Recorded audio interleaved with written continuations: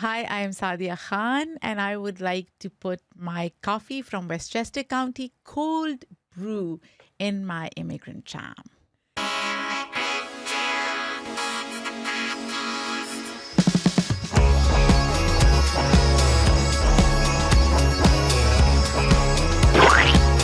Oh my goodness! Oh my God! Welcome back to Immigrant Jam, le podcast with me, Lucie Pohl, your host. It's another beautiful, nutritious, delicious day here at Immigrant Jam headquarters.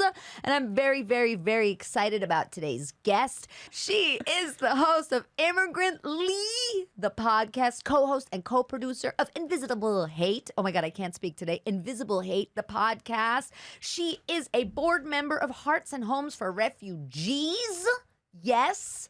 And also graduate of the Human Rights Studies Master's program at Columbia University. Okay, so put your thinking caps on. So excited to welcome to the podcast, Miss Saadia Khan.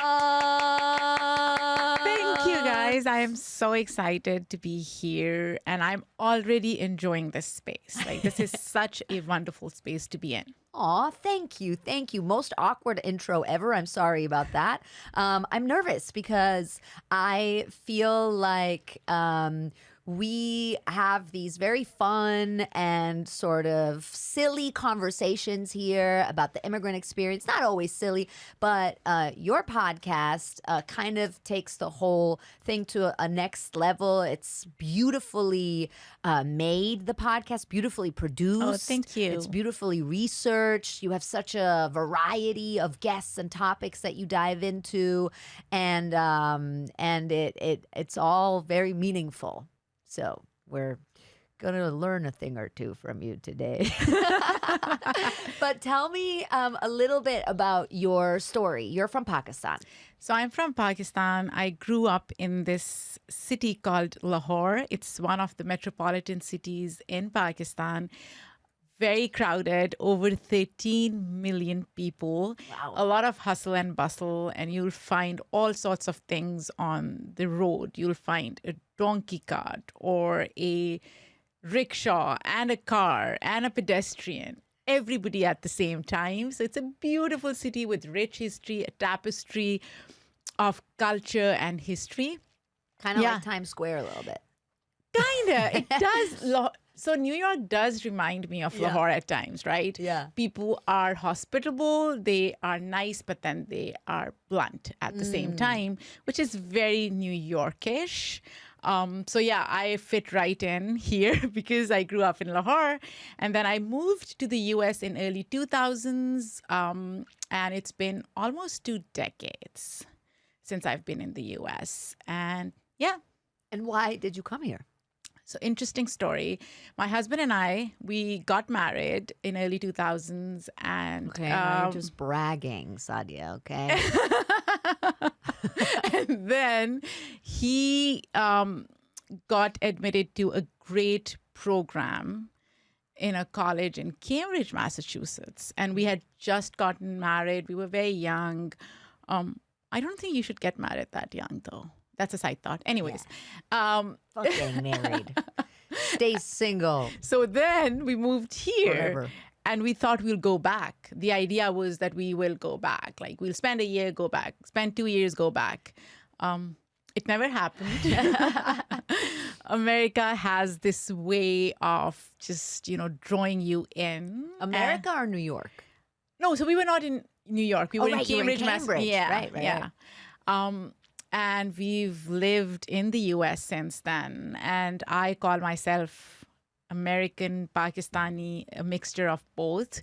There are days when I feel a lot more Pakistani than American. And then on other days, I feel a lot more American than Pakistani. And I just love navigating different identities. What makes you feel more Pakistani? When I'm othered in the US, when people show surprise at my accent, or if they don't understand my culture or my jokes. And Lucie, you and I were talking about this, right? I am always nervous in front of comedians because I think as an immigrant, my jokes really don't land because I feel I'm really funny, but in a different language. So I could be funny in Urdu. Yeah, anyone can say that. But I don't know how to be funny in English. And I'm really trying hard to do that because I think I have this funny side, playful side that doesn't come out as much.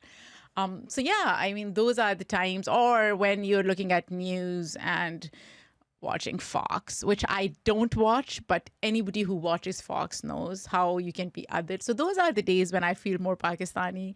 And then obviously when I am cooking, I feel a lot more Pakistani. When I am talking to my kids, I feel a lot more Pakistani. But then when I dive into my intellectual side, I guess, and when I'm thinking about things that are happening in the social and political discourse in America, then I am all American. And when I talk about rights, I am a human rights activist. I've worked in that realm. I used to work for a civil society organization that worked with UN women and UN entities. So that side of me is all American, right? And Well, that's how come you say that side of you is all American? Because human rights are not like a center stage in Pakistan? No. It's because I feel in Pakistan, it was not part of my consciousness. I was part of the dominant population.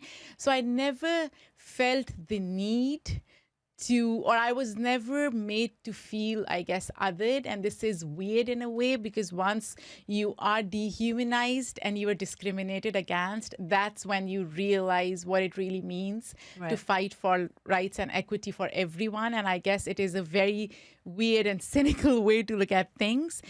But I feel that's what happened to me in the US. So it made me more mindful and aware of how equality and justice for all is so crucial to one's existence in a way, right? So it isn't that in Pakistan we don't think about rights. It's more like I wasn't as aware. Or maybe I was too young. I wasn't paying attention to it. But my life experiences in the US have, in a way, defaulted me or catapulted me into think about it a lot more. So there were certain events that happened that kind of triggered you onto this like put you onto this path? Yeah, I mean, when I came to the US, this was post 9/11 era. America was already very paranoid, right, around identities that didn't look like the dominant population, especially Muslim identity. And being a Muslim woman, I had to defend my religion. I had to defend my culture. I had to defend my identity time and again. And I remember my daughter, and I've told this story a million times, and I'll continue telling it because it's such an important and crucial story. She was, 9, 10, and she was called Queen of Taliban at school. Now, my kid is born and raised here. They go back to Pakistan to visit because that's their parents' country as well. But beyond that, they don't have any idea of, Anyway, so she came home and she was bawling and she was like, why did this kid call me that? What does it mean? And there have been so many other microaggressions. Like people would ask me why I don't wear hijab. So it's like, okay, I don't, but there are a lot of Muslim women who wear hijab and they express their agency through it. Similarly, did you go to college in Pakistan? Did you go to school? Were you allowed to, get education? And all of those questions were very introspective for me because it's like it shows a certain mindset that exists within American psyche. And yeah, that led me on this path to unraveling truths that are raw and honest, and also, reorienting American society to some truths that exist beyond American borders. I almost sometimes feel like the people asking those questions, at least they're asking and they want to know, you know what I mean? And they are ignorant questions, but at least those people are trying to get an answer to a question. And that always kind of makes me feel better than people that don't ask. You know what I mean? That just think they know the answer and they think they know how these people are. You know, Right. these people are like this. These people come here and do this. And these people, you know, don't have education. And these people wear hijabs. And these people, you know what I mean? Yeah. And so at least like sometimes when I get faced with ignorance, I have, you know, I take comfort in the fact that at least those are people that are like open to hearing an answer, you know? Yes and no, because it's how they frame those questions. So if they frame it in a patronizing, condescending way, then it's like, oh, you know, they've already made an assumption about who I am. Right. So if they're asking me questions about, oh, did you ever go to college there? They've already assumed that women in Pakistan don't get education. Right. So I would really urge whoever is listening to think through how you ask those questions. You can be curious and you can come from a place of ignorance and curiosity, which is absolutely fine. I don't understand all cultures. I'm always inquisitive and that's what I do. But just be mindful of how you frame it and you're not judgmental or you've not assumed things already. But you're right. It's better to ask questions and be inquisitive and be curious rather than assume things that you see on TV and mainstream media. Yeah, or assume things, you know, just based out of fear. Yeah. Because you're afraid of the unknown and everything. I think it's interesting because now, of course, there's this whole thing about, you know, is it offensive to ask somebody where they're from, right? Because you're assuming they're not from here by asking that. And I'm like torn on that because I grew up in New York and one of my favorite things about growing up here was always that the first question people ask each other was always, where are you from? You know, and it was out of this, it came from a place of true like curiosity and not to other someone, or that's how I always felt, you know? So I was curious. I thought I wanted to know your perspective on that, what you think about that question, where are you from? Like, how do you feel when people ask you? And do you think that something's getting lost by making that sort of an offensive or a question that's not okay to ask, you know? That's a great question because I've always been somebody who gets offended by people who say, where are you from? So here we are trying to discuss that. But I hear you, right? I hear what you're saying. My problem, again, is with the intent, right? So if you ask this question or you pose this question to anybody who is not quote unquote like not even quote unquote like white or who doesn't physically look a certain way, then that is problematic. Because again, you're assuming that anybody who is not white is probably from somewhere else, not realizing that a lot of white people could be immigrants and second gen and third gen and all of that stuff, right? But if you're asking it out of curiosity, and if an immigrant is asking another immigrant, or if people who are from somewhere else are asking some other people who are from somewhere else, that's absolutely totally fine, right? I've been asked this question and I can tell that, you know, somebody has had that similar journey as me and they are curious and they want to know. But I've also seen that this question is posed to or asked when the people are from people who are born here, raised here, but they are not just white. So if somebody asked my daughter, where are you from? In the context of which country you're from. Right. That just is because exactly. of her skin color. So that is problematic, Yeah. right?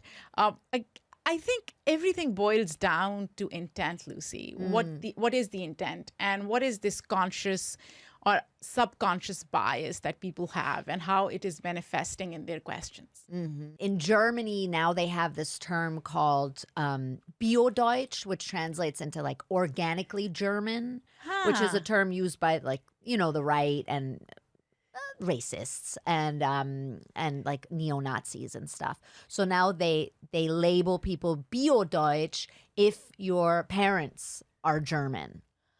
If your parents are not German, but you're German, born in Germany, like me, for example, my mom's not German, I wouldn't be Bio-Deutsch because even though I'm German and I have a German passport. So there, I understand like taking offense more than here where everybody is from somewhere else, right? Like every single person here. Nobody's from here, really. I mean, except the natives. Right. Yeah.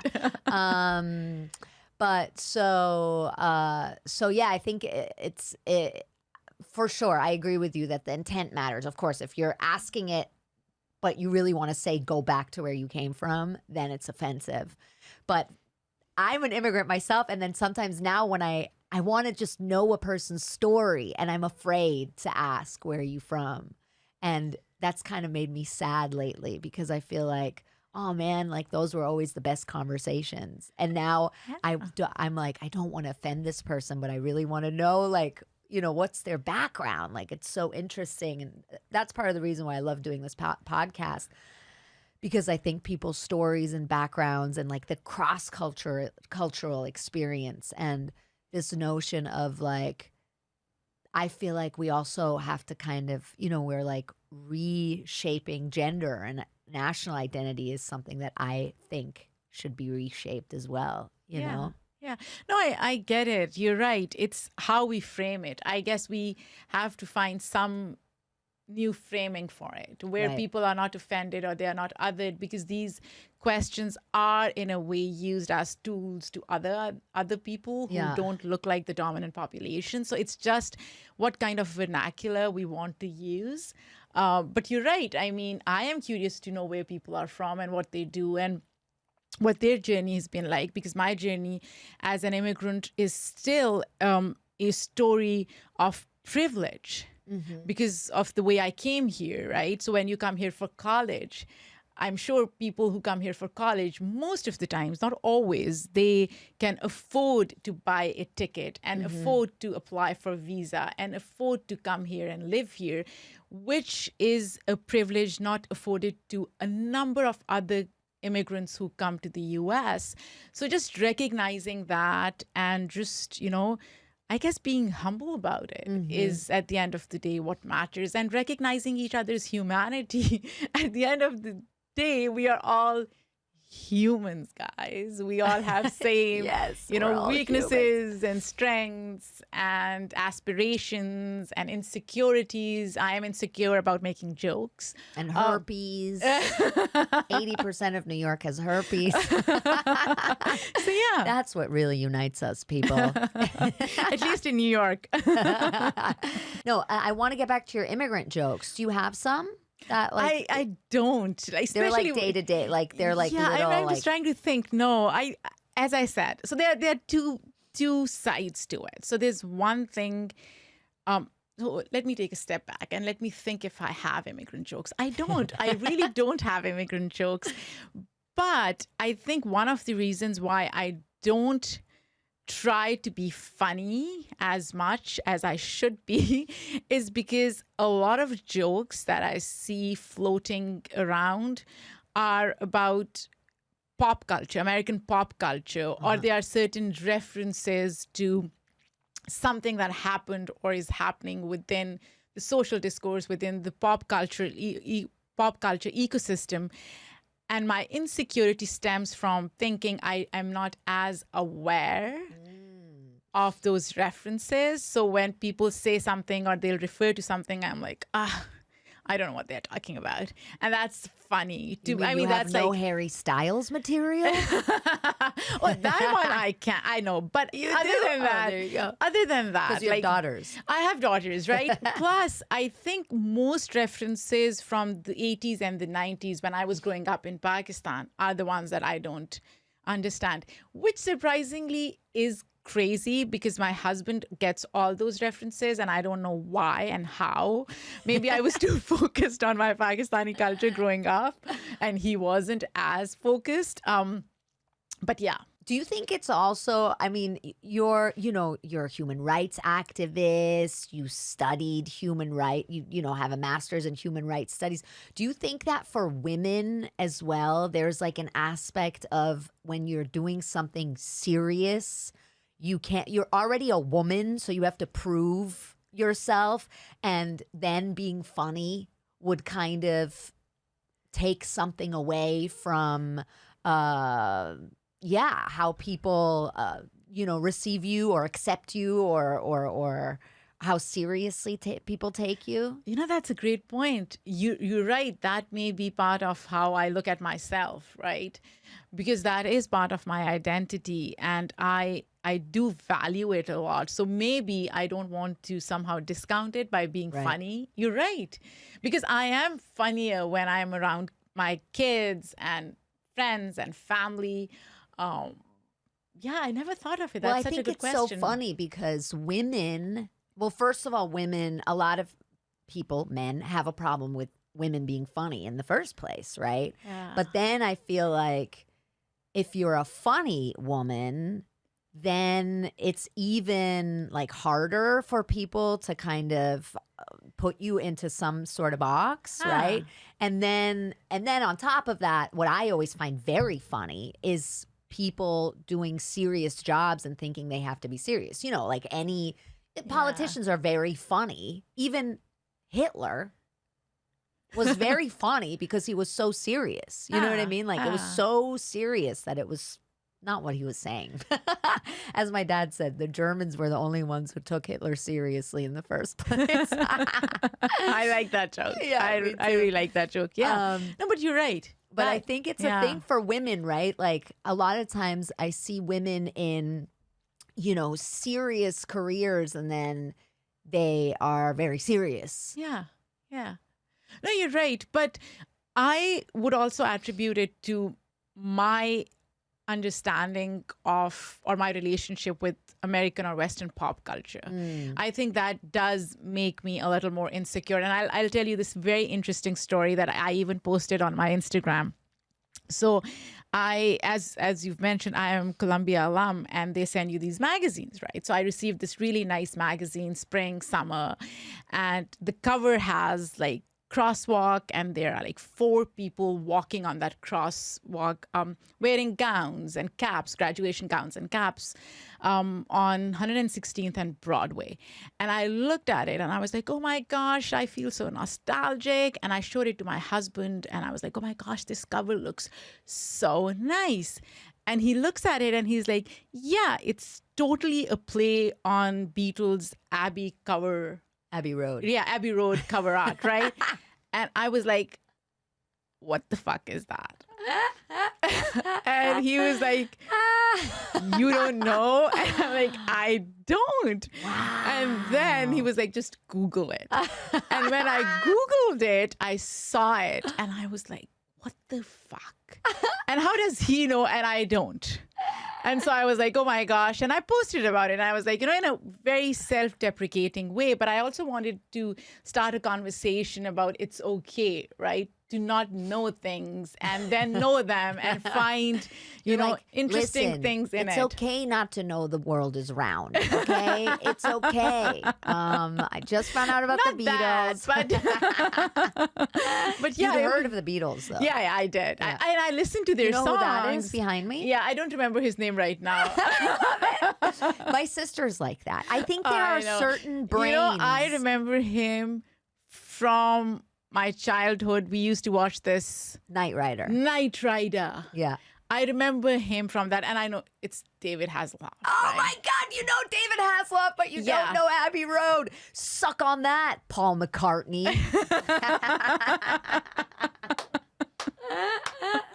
So yeah, and then he was like, yeah, that totally is that. And I was like, oh, I learned something new. That's so funny. I think there's certain brains that don't absorb pop culture. Really, because my sister's like that. My sister, and you're not going to understand this, but maybe this is more for my sister called me recently. She was like, oh my God, I discovered this comedian. Have you ever heard of him? Hold on. Jim Gaffigan? I was like, yeah, Jim Gaffigan? Yeah, you know him? Do you know who that is? No. Right. If I saw the picture, I may recognize the guy. So I'm also bad with names. Right. But it's so funny because he's literally one of the most famous comedians in the world. And my sister's also like in the entertainment industry. She was like, you know him? And it made me angry. It's weird. It made me angry. I was like, yeah, I know him, okay? Everybody knows him. And I think it made me angry because part of me is kind of envious of like having that brain that doesn't absorb all this shit. Because it's like, you don't want to know this stuff. No, I do. You know it. I want to know, but I think... You do, but I think everybody else that knows all this shit, this like unnecessary stuff, we don't want that in our brains. So yeah. By the way, why do you have his thing in the background? No one knows. No. Is there a backstory to this? It would be so funny if it was just completely random. Nobody understands why that David Hasselhoff cutout is here. No, when I was a kid, it's a very German thing to love David Hasselhoff. Oh. There's like a whole pop culture phenomenon where he was very famous for his singing in Germany, and Germans are like love David Hasselhoff. It's a big. Did he even sing? Yeah, he sang. It's okay not to know that. Nobody knows that except Germans. And I was a fan, and more because I had my first girl friend that was a girl. I was a tomboy. I finally had a friend that was a girl. She was obsessed with David Hasselhoff, so I became obsessed with David Hasselhoff. And then I hung up a picture of him in my room. But it wasn't my room. It was my parents' room. I played there during the day. And they slept there at night. So however you look at it, either it was my room and they slept in it, or it was their room and I played in it. And my mom took the picture down and was like, I'm not sleeping under that pervert's face. I don't know why she thought he was a pervert. And then I got so angry and cried. And she said, you're not going to like him in like a year anyway, And then I swore to the stars and the heavens above that I would love David Hasselhoff forever. Do you? Yeah, or is he? I mean, I am just assuming it's like something you're trying to prove to your mom, or is it all like to spite my mother? Yeah, that's what I'm thinking. Is it like you really do? No, I love loving him. Do you know what I mean? I don't love him, but I love loving him. He's such a funny character. He is. Yes, he makes fun of himself. He's a unique and strange man. And very funny, very funny. And he makes fun of himself a lot. So I like that. Yeah. So, and then I did a show off Broadway at the Cherry Lane Theater, and the director gifted me this life-size cutout for the opening.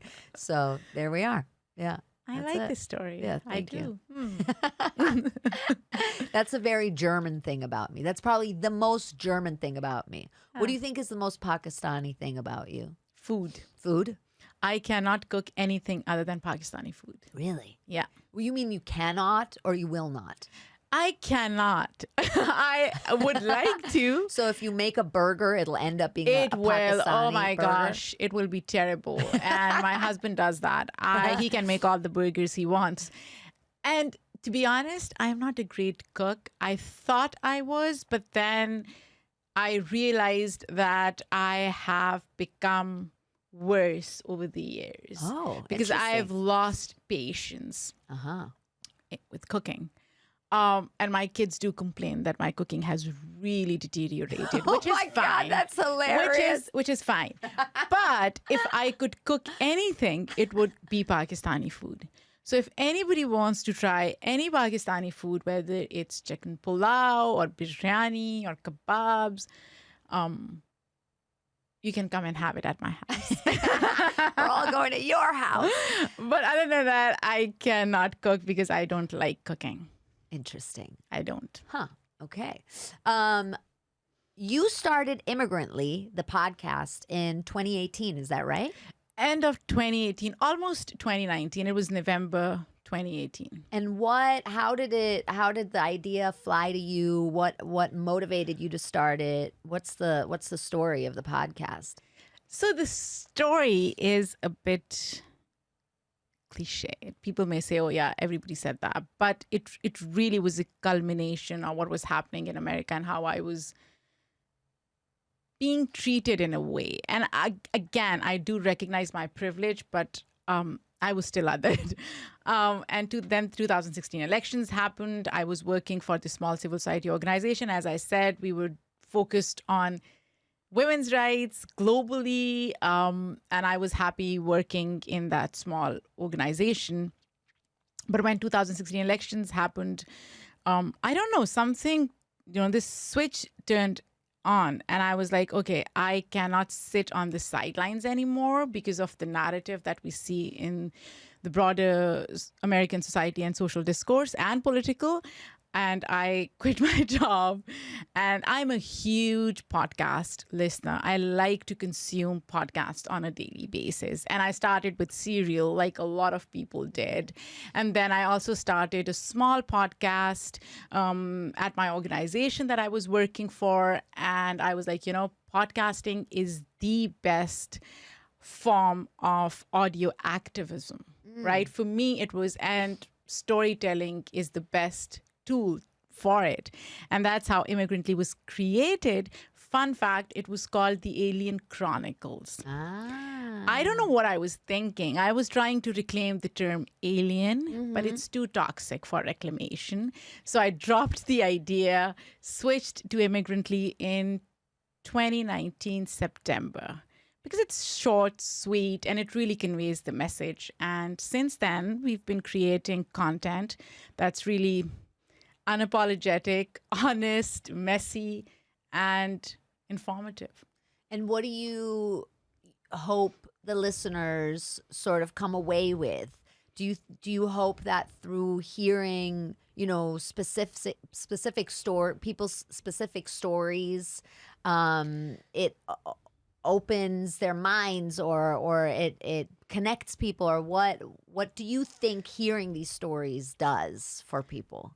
I guess for one, I just want people to recognize our shared humanity, which gets lost. And I grew up in Pakistan in the 80s and 90s against the backdrop of Soviet war and a lot of political unrest. And I have, in a way, experienced firsthand impact of war and US foreign policy on countries that are so far away, that I sometimes feel there is so much misinformation around people who live outside US about them within the US, that it just isn't. It is important for me to course correct and set the record straight. And I'm sending these stories out, like we're just like putting them out in the world for people to consume. I don't expect to change hearts and minds. I think these are truths, raw truths, and we want people to be familiar with them. So that's what my goal is. But more than that, it's a safe space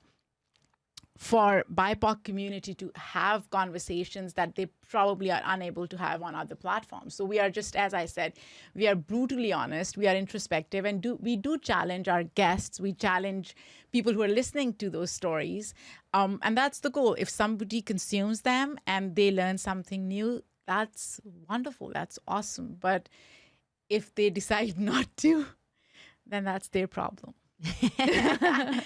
All right. Well, you heard it here. It's your problem if you don't learn anything from the podcast. No, but that's true. I mean, I think I find it interesting because obviously, this podcast, a lot of comedians come through here, but it's not just, silly stuff that we talk about. And at the end of the day, I really always, and I have a live show where I invite immigrant, first generation, second generation comedians to come and perform.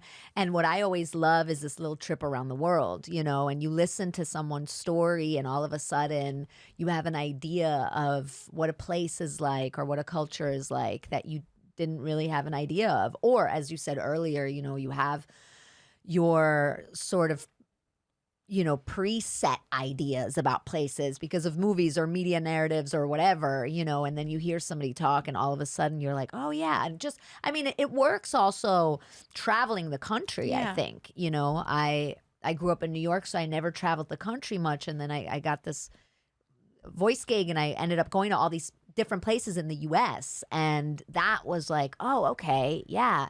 It's not, at the end of the day, as you say, we're all humans, and we live in different circumstances and different environments and that kind of affects our life and our lives. But at the end of the day, we have the same desires, hopes, dreams and Absolutely. needs. Absolutely. One thing I would say, though, is that first, I do want people to learn something from the podcast. Uh, but I also think it is so important that people whose lived experiences they are narrating those stories. Because as you said, a lot of times things get lost in translation, right? My story can be best told by me. Yeah, absolutely. And that's the goal as Yeah. well, which we don't see Yeah. in mainstream media or in other places, because the stories that are being told are of people who don't have the spaces to tell their stories, right? So somebody else is narrating a version of their story that they think is palatable. Right. And to me, that's so wrong, because in a way, people are dumbing down American population and believing that Americans are not ready to have difficult conversations and to challenge their own understanding of somebody's identity. And I think Americans are so ready. They just need those platforms to help them navigate that space and be on that journey. Absolutely. And I think, again, I always go back to this, thing that like, what are Americans? I think that one of the things that struck me so much as a kid moving here, I was 8 when we moved here. I'll never forget that, all the, granted, I also went to like the United Nations international schools. So everybody, it was like the common overarching theme was everybody's from somewhere else. But still, even the kids that had been born here and stuff would never say I'm American ever. They'd always say I'm a quarter Polish, I'm a quarter Italian. And it was so weird to me because in Europe, at least, and I'm guessing also in Pakistan and most places outside the US, that's not something that people do at all. You know, because they don't have those backgrounds, first of all. And secondly, because it's, there's way more shame around having those backgrounds, and integrating is like a way bigger thing, right? Like in Germany, to get the German citizenship, you have to take a German test. That's pretty No, you're absolutely intense, right. You're absolutely right, Lucie. And that's something that's so unique to American experience and so beautiful about America, that you get to meet and see people from all over, and you can integrate into American society without losing self. Right, exactly. And that's something that only happens in America if you really want to, right? Yeah. And especially New York as well. And New York, oh my gosh, New York is the best city on the planet. New York and Lahore, sorry, I have to mention too.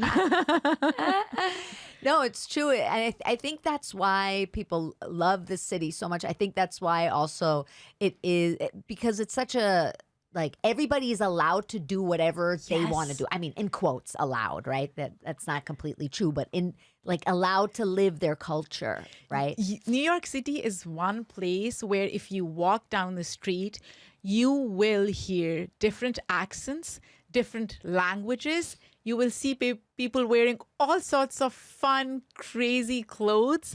You don't see that anywhere else. No, not really. I mean, not really. You're right. My joke is always that I say in New York, we don't tell people from other countries to go back to where they came from. We tell people from Ohio to go back to where they came from. It's like, Ohio, what? We don't want you here. Yeah, you're right. Yeah. But I think that's what's great about... Or we tell people to go to Florida. Yeah, go back to Florida. Yeah. Yeah, everybody should go back to Florida. But and I think though that's what's great about the podcast thing too, the podcast realm, right? That it's global. Because I do think that what your podcast, and I hope my podcast, I know I have listeners in different countries, and I think it's cool because I feel like, maybe we focus on Americans and broadening, but I think there's so many people all over the world that have even less access to different cultures. Right.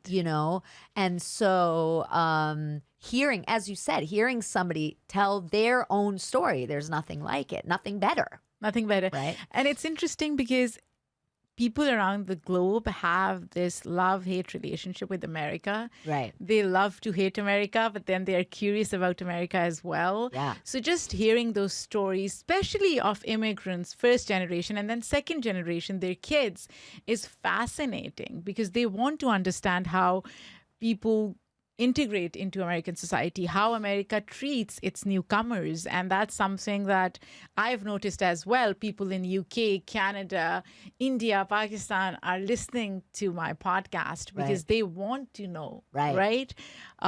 So you're absolutely right. The audience is global. And then the platform, I think the medium itself is so personal. You can learn stuff, you can unlearn. In your own time. It's a personal journey that people have without any judgment or fear of judgment, right? So you can listen to a story and take whatever you take from it and then learn or unlearn based on what you're hearing, and you're not accountable to anybody else because this is like you and that podcast. So it's such an interesting and intimate journey. Right. The platform or the medium of podcasting itself that offers and lends itself for people to do this kind of learning. Right, right. And without this like pedantic, you Yeah. are learning now. Right, right. Yeah, absolutely. So what is what do you think of America? So it's interesting because I don't know if you've listened to my episodes, but at the end of each episode, I ask my guests to define America in a word or a sentence, and people pause to do that. And Yeah. I'm here. We've flipped the script. I see America as work in progress. Uh-huh. There's so much that could be better. We have history of genocide and racism, and not even history of racism. We still have racism. It's pretty present and thriving. And I think beyond that, and aside from it, there is so much else that America offers. America, as I said, draws you in. It allows you, it facilitates you to create space for yourself and not lose yourself fully by integrating into America. And that's why I see it as work in progress. I mean, we need to reconcile with our history, which we haven't done, which, by the way, and I see this, Germans have done it to some extent, right? And I mean, you can speak to that experience and you can probably say, but I feel like America has a long way to go in terms of recognizing the faults and how to course correct, because we are still fighting this crazy fight about whether white supremacy exists or not. It does exist, right?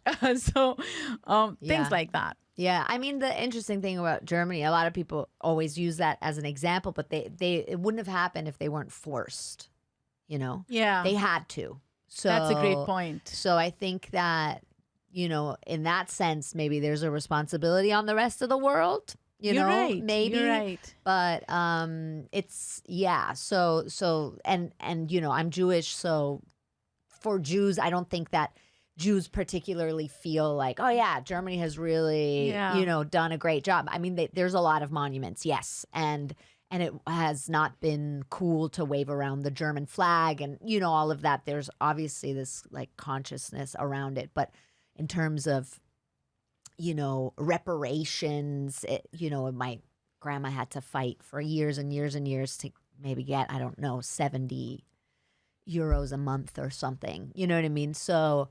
And yeah, and is there a way to really compensate for that? Probably not anyway. You know, the same here with slavery because it goes back so far. How do you even, you know, put a value on what was taken over generations and all of that? That's such a good point. Yeah, I never thought of it that way. See, I've learned something new. Yeah, no, a lot of people don't think about that, that Germany was definitely forced. So yeah, but I think it's interesting. So you do feel American though, right? Because you do say we.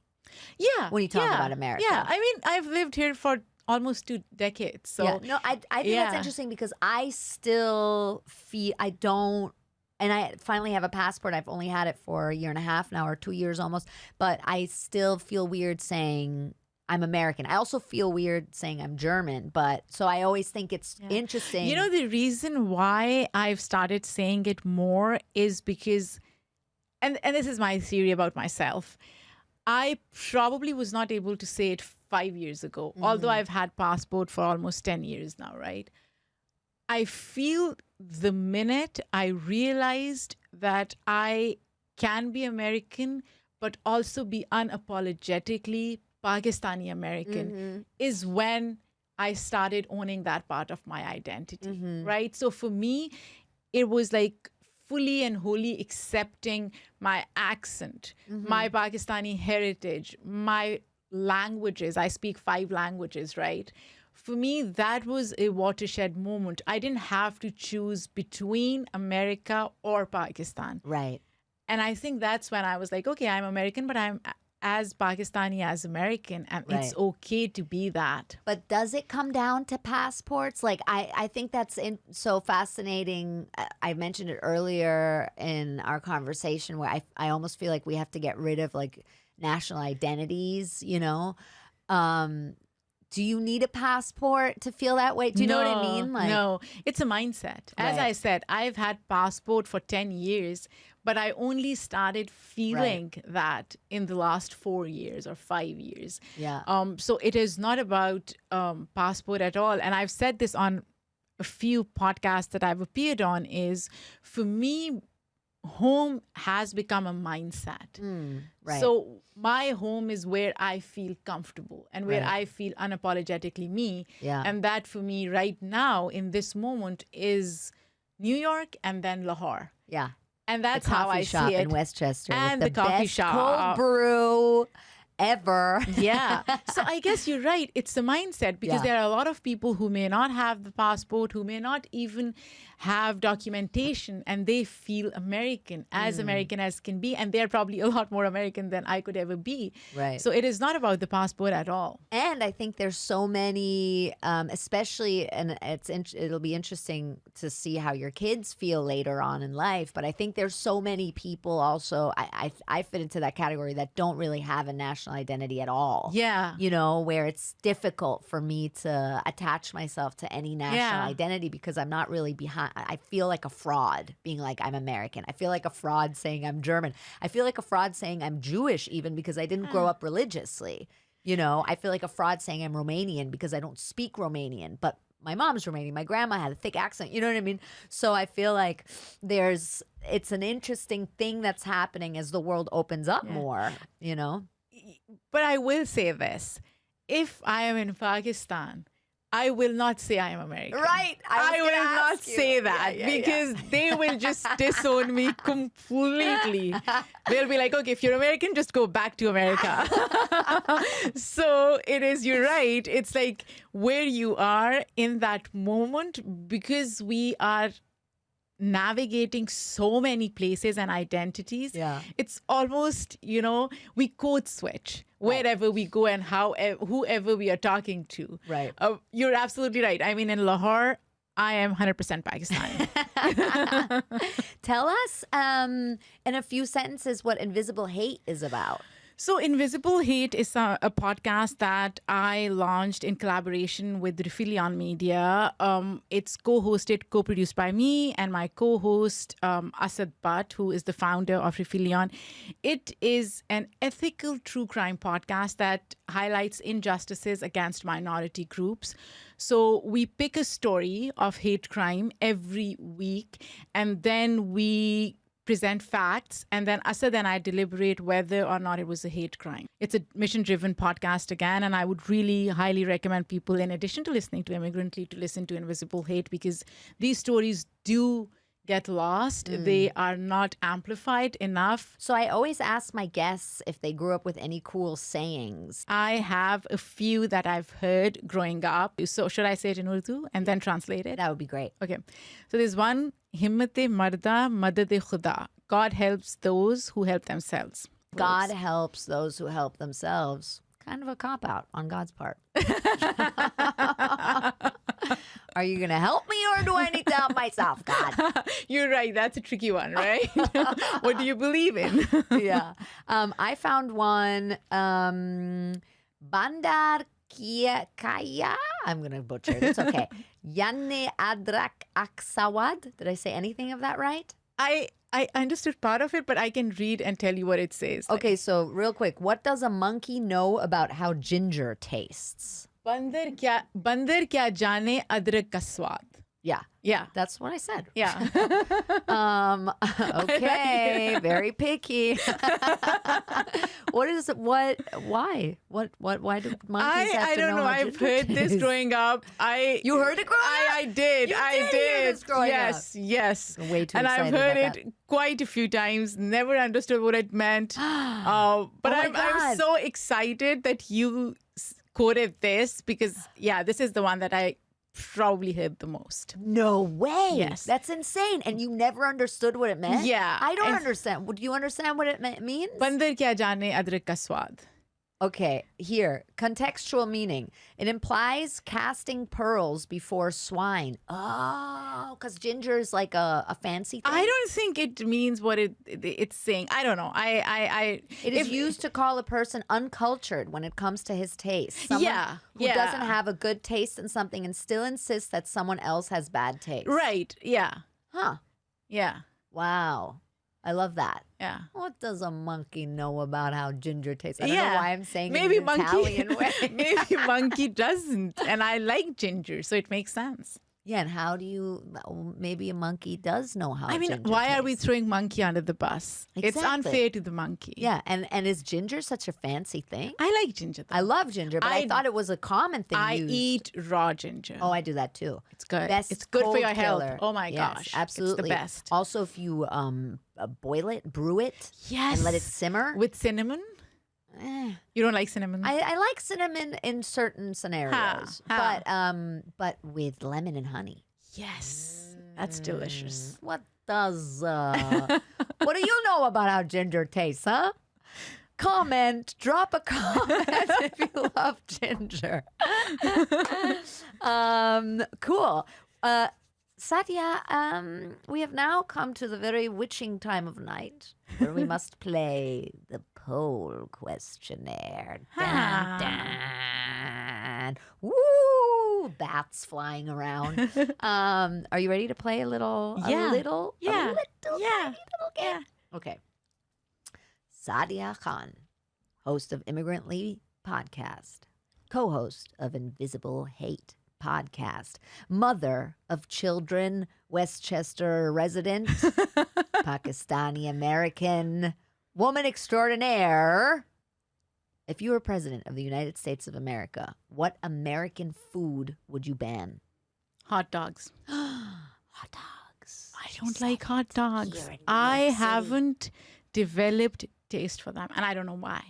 Because there, what does a monkey know about hot dogs? No, what does a cultured person know about hot dogs? Hot dogs, that you can't develop a taste for them. Yeah. You have to undevelop taste You're to like right. hot dogs. You have to like scrape the taste buds off your tongue. You're and then right. you'll like hot yeah. dogs. Yeah. Yeah. Mike, why are you so quiet? Do you like hot He dogs? loves hot dogs. Oh. Because I love hot dogs, and I've had a lot of controversy on my own Instagram about hot dogs. Oh, You yes! did? yeah. oh, yeah, So I'm you trying to made a stay out of video. it because people are calling me very bad names right now. I stand firm that you can put ketchup on a hot dog. Of course you can put ketchup I know, on a hot but dog. some people are crazy. You can I put don't- I ketchup don't on mac and mind cheese. Putting ketchup on it, putting whatever, I still think it won't taste good to me. Here's the Sure. thing. You like it because you put all this stuff on it, which makes it taste like something. Have you ever eaten a naked hot dog? Sure, but I also grew up eating bologna and ketchup sandwiches, so that's it's the same thing to Yeah. me. So that evokes a memory, a food memory for Right. me. That's so, true. Yeah. Yeah, right. Food is very evocative, Oh, right? yeah. So whatever you ate growing up, you like it. Not because it tastes great. Or not, depending Or not, on your or childhood. not, right? yeah, That's true. yeah, yeah, Yeah. yeah. Wow. Okay. If you had to cast a movie about the Statue of Liberty, who would you cast as the Statue of Liberty? Oh, wow. All right, you don't know any actors. Yeah, I have to think. I I can tell you who. Oh my God, I know who. Pedro Pascal. That his name? Oh my God! Wow, the hot. Is that his name? Yeah. The Last of Us. Yeah, but why am I being gendered here? But anyways, I mean that's the What do first you mean person. gendered? Yeah, I thought it could be a woman, right? No, it doesn't Or- have to be yeah. a woman. He's Okay. not a woman. No, he's not. I know. Yeah. I know. Wait, Yeah. is he? No, he's not. I don't know. Pedro Who Pascal. knows? I love that idea. Yeah. Pedro Pascal. Because you think he's hot or why? I don't know. He's the first name that popped He's in the my only mind. actor you know. I No, love but I that. think he's also maybe I'm trying to say I don't know, I'm trying to equate America to non-white identity, I guess. Yeah. Maybe that's what I'm trying to do. I thought you were going to say a video game. No. he was in the video Yeah, he game was show. No, he's great. I He's love that great, idea. Yeah. Okay, Pedro Pascal in the outfit he wore at the Met Gala. Did you see the outfit? It was like Yes, these like I Speedo did. shorts Yes. and a coat over Yeah, it. yeah. Nice package, Pedro. If you could add one face to Mount Rushmore, whose face would you add? No, I don't think we should have Mount Rushmore. Why? I don't know. I mean, it's just like, are we in a way? Sorry, I thought you were going to say we should put a condo up there. Yeah, I mean, it's just, it seems a bit over the top. Mm. It seems that we have reverence for people who are human and who've made mistakes, and they don't want. I don't think they should be there. I don't know. I like that. Yeah. That's cool. Maybe change it to animal faces. Why not? Yeah, I love that. Just a bunch of birds. Okay, love that. If you could deport one American person, who would you deport? We all know who. Say it. Say it. Say it. Say Trump. Trump? Yeah. Is he still that important? I don't think. Yeah, he is. He is important to a lot of people. Right. Yeah. Yeah. Okay. Trump is out. Where Yeah. would you send him to? Do you have a place you'd send him to? Yeah. Germany. Oh, what? That's fucked up. Why Germany? Aren't his ancestors from Germany? But also Germany is like, that's like a comfortable life. People live pretty comfortably there. I don't care where, I don't care if he lives a comfortable You just life. want him out? I want him to go back to where he came from. I think Scotland. I Really? think half Scotland, half Germany. So yeah, I would pick one. Okay. Got it. Cool. What's the most Pakistani thing you've ever done? Yell at my kids and then feel bad about it. Oh, yeah. Sounds Jewish. It's a rite of passage for all Pakistani moms. They can Right. yell at their kids and then feel bad about it. What's the most American thing you've ever done? Eat bagels. Nice. I You love bagels. Last question, most important question. I ask all my guests this question. Saadia Khan, do you know how I can meet David Hasselhoff? No, but do you want to meet him? That's a good question. Do you really? I think I have to now for the sake of this podcast. I must meet him. I'm going to make a documentary about me trying to find him. All right. Well, tell us where we can find you on social media. Obviously, your podcast, Immigrantly, is on everywhere, anywhere you find podcasts. Invisible Hate is obviously anywhere you find podcasts. But where can we find you? Where should we go? What should we do? Ooh. So you can follow me on Twitter at SWKKHAN.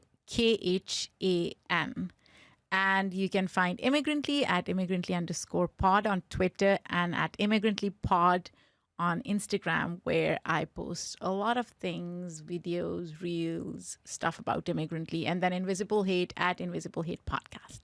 Great. Please, please, please go and follow Saadia. Check out the podcast. Leave reviews. Thank you to Douchebag Steve, Gio, JT, Craig, everybody that listens, the patrons. Please check out the Patreon. Oh, yes. Very sexy. Early access. Special videos. Shout outs. Bagel reviews. I don't know. There's an episode on there that I have not released to the general public. That's about my story that we did. So go check that out. Leave us a rating, a review. Thank you to Mike Albanese, the hot dog king of New York City and Atlanta and beyond. Saadia Khan, thank you so much for being here. Thank you. And thank you for interviewing me. This was so much fun. So much fun. I could talk to you for hours. I had so many more questions to ask you. Maybe we'll be back for part 2 at some point. Thank you for listening. We love you so much. Goodbye. Bye.